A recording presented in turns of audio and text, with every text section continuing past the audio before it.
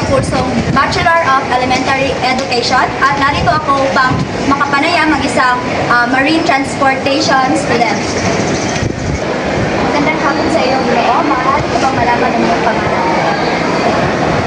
So, magandang hapon, Binibini. Ako nga pala si Mark Logan, isang tubig.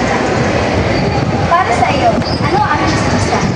So, para sa akin, isang inutuntasyon na nagpapadali o nagpapalaganap ng mga informasyon sa ibang ibang. Pangalawang tanong, bakit may chismisa? So, para sa akin, may chismisan kasi itong ginagamit ng mga tao upang magpapalitan ng mga informasyon. At panghuling tanong, paano mo masasabi na ang chismisa na isang uri ng komunikasyon? So, masasabi ko ito bilang isang uri ng komunikasyon kapag ginagamit ito ng iba't ibang tao sa pamamagitan ng pag-ulitan ng informasyon o pagpapalaganap ng informasyon. Maraming salamat sa iyo, Ginoo.